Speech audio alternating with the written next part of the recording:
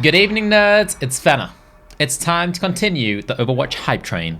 If you don't know what Overwatch is yet, it's a team-based first-person shooter based around objectives, most commonly compared to Team Fortress 2. You'll be using unique heroes to battle in 6 versus 6 combat. Anyway, I've been doing a series to take a look at all of the heroes currently announced, taking a peek into their skills and gameplay to get myself and you guys ready for when it goes live. The last episode was about Widowmaker, but next up we'll be taking a look at a hero that not many people have mentioned, but she has one of the coolest looking models in the game. I'll be watching over you. Mercy. Angela Ziegler is a 34-year-old support hero from Switzerland.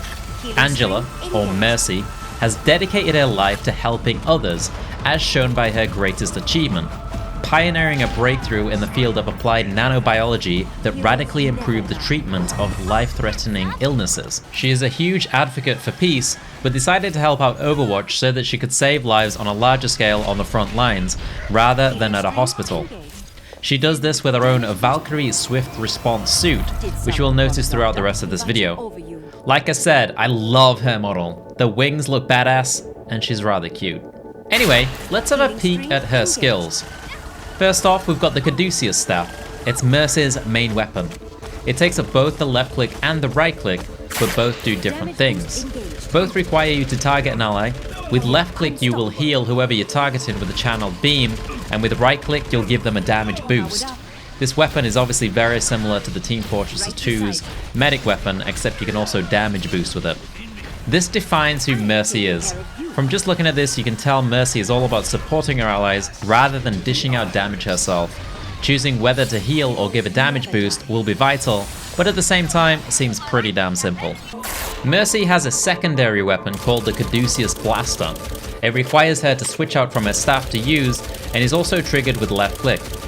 It's a very basic pistol that holds 20 rounds per load and doesn't do much damage. The Caduceus Blaster is purely for emergencies where Mercy finds herself on her own without an ally. Guardian Angel is Mercy's next ability and part of her Valkyrie suit.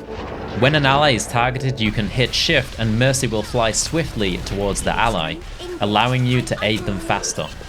This ability gives Mercy some nice mobility. However, you must remember that to be used, an ally has to be targeted. You can't just aim anywhere and fly towards a location. This limits the ability a bit and makes the player put some thought behind the way she uses it. It does have a low cooldown, however, so if a lot of allies are around, you can easily fly between them all, which could possibly give Mercy a lot of mobility. The main reason why I love this ability is that it just looks super cool. I remember years ago when I played WoW, I always loved the Paladin wings as well. Maybe I just have a fetish for wings. Her next ability is Angelic the Sun. By using her wings, once again, Mercy can slow down her descent from heights. It has no cooldown and can always be used. At first this ability may seem really useful, but there's no fall damage in Overwatch. The main reason for using this ability will be to glide further when jumping from heights, possibly allowing her to land on a platform she couldn't have made if she didn't have it. Either that, or just to look cool. Mercy's ultimate ability is Resurrect. It isn't just a single person resurrection, but an AoE resurrect.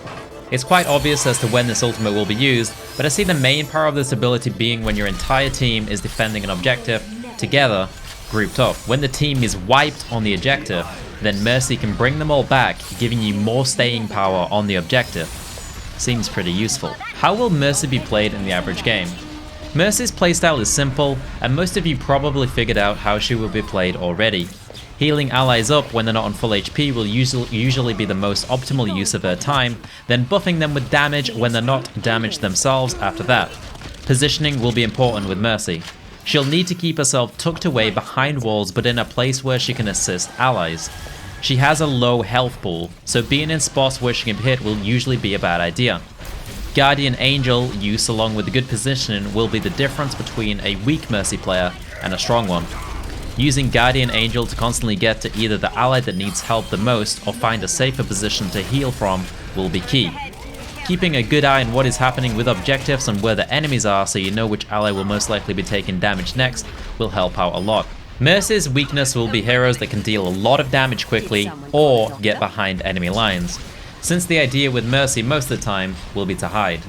Heroes like Reaper, who can sneak behind and deal a lot of damage quickly. Widowmaker, as if Mercy is ever spotted, then her face is probably coming off with one shot.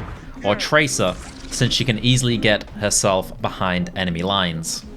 That does it for this brief look at Mercy. Personally, Mercy is probably not a hero I'll be playing too much of myself. I think she looks awesome in terms of aesthetics, but I feel like her playstyle could get a bit tedious and doesn't leave much room for big plays. I know for a fact that there are a bunch of people out there that love support roles though, so hopefully they'll back me up as I fire rockets into my enemy as Pharah. Thanks for watching, guys. I'll see you nerds tomorrow with another video.